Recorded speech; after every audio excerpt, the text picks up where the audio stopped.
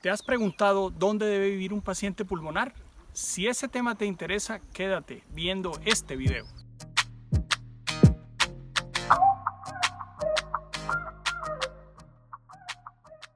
He venido hasta la parte norte de la Amazonía, al Guainía, a Mavecure y a Cerro Pajarito a responder la pregunta: ¿qué sensación tienen los pacientes enfermos pulmonares cuando respiran con altas temperaturas y con alta humedad? Sé por todos que los enfermos pulmonares respiran mejor en los ambientes cálidos, pero hay cosas que no se tienen en cuenta. Lo primero, la temperatura cálida puede generar bochorno en los pacientes por la alta humedad y tornarse muy difícil de manejar. El segundo punto a analizar es: ¿has caminado dentro de un sauna? Puede ser supremamente difícil y la mayoría de los pacientes con enfermedades crónicas respiratorias son pacientes de edad. Estas temperaturas tan elevadas que estoy sintiendo en este momento pueden generar en los pacientes debilidad, sensación de fatiga más allá que sensación de disnea o ahogo. Por consiguiente, el tema de la temperatura elevada, de vivir en ambientes cálidos, no es para todos los pacientes pulmonares. Es necesario que tengas en cuenta que el vapor de agua con la alta humedad puede generar dificultad para movilizar el aire dentro de las vías respiratorias. Es necesario que tengas esto en cuenta antes que tomes la decisión de irte a vivir a una zona cálida pensando que te puede producir beneficios sobre el sistema respiratorio. Hay más cosas que debes saber sobre el tema antes de mudarte a una zona de altas temperaturas. Aquí, en esta zona, estoy cerca de los 200 metros sobre el nivel del mar, como te dije antes, en la selva amazónica. La temperatura es supremamente elevada y el vapor de agua y la humedad supremamente altos.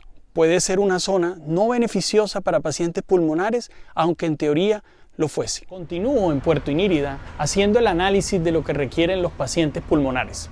Ahora pasemos al clima frío. El clima frío se ha asociado a exacerbaciones frecuentes y al parecer la causa que se presenta en esos casos está en relación con broncoconstricción, cierre de los bronquios, y algo de vasoconstricción, cierre de los vasos sanguíneos que llegan al pulmón. Esa combinación genera disminución de la cantidad de oxígeno disponible para el paciente.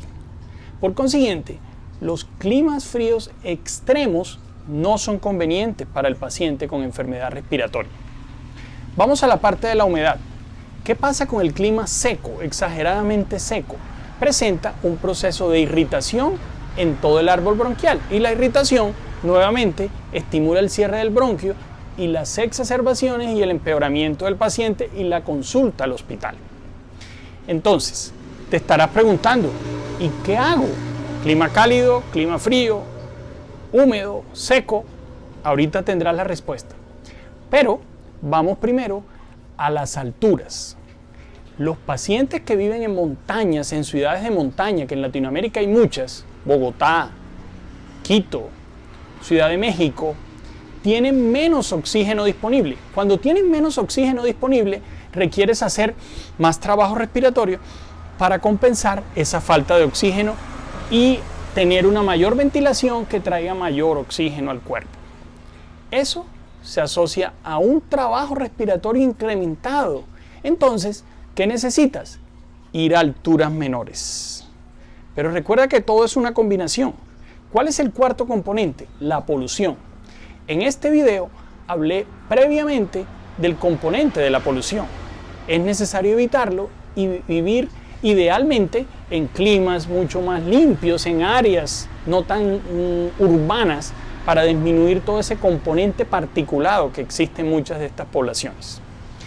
La pregunta del día para ti es: ¿has requerido mudarte a zonas diferentes a tu vivienda habitual? Coméntanos en la zona de las observaciones si eso es cierto o no. Voy a resumirte cuál es la idea. ¿Dónde debe vivir un paciente con enfermedad respiratoria? Idealmente en una zona baja, ojalá cerca de una playa, pero que no tenga temperatura demasiado elevada. Es ideal que sea un clima templado, que no haya humedad muy alta, que no haya contaminación. Esa es la clave de lo que necesita el paciente respiratorio.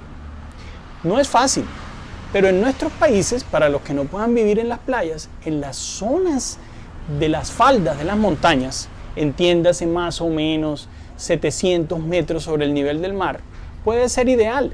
Recuerda que el enfermo respiratorio tiene una especie de control. Si es un paciente extremadamente severo, va a requerir definitivamente vivir a nivel del mar. Pero si el paciente tiene una enfermedad moderada, 600, 700, 800 metros, puede ser ideal.